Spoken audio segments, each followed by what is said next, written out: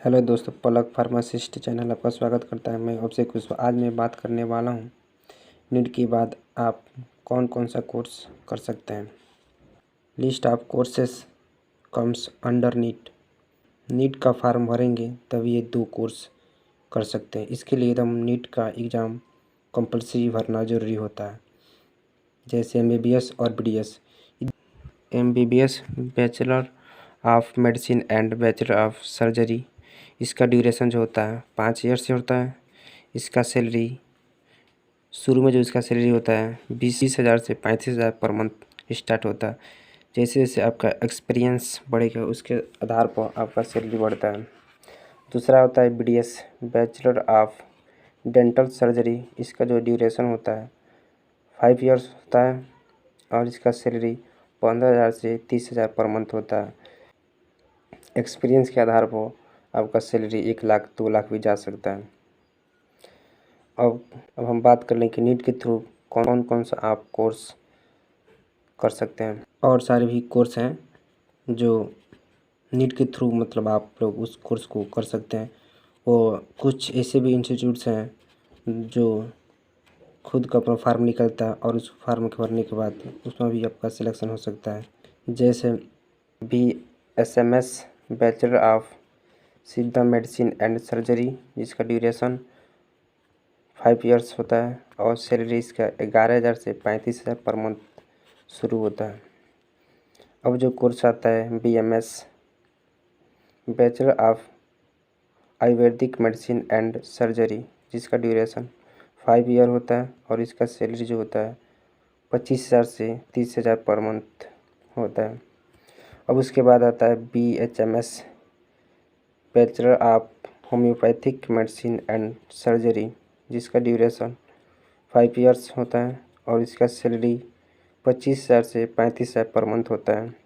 और उसके बाद आता है BNYS bachelor of naturopathy and yogic science, जिसका ड्यूरेशन 5 ईयर होता है और इसका सैलरी 30,000 से 40,000 पर मंथ होता है।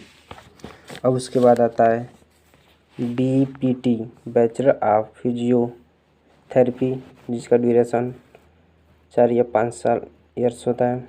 BMLT bachelor in medical laboratories technology, जिसका ड्यूरेशन 3 ईयर्स होता है।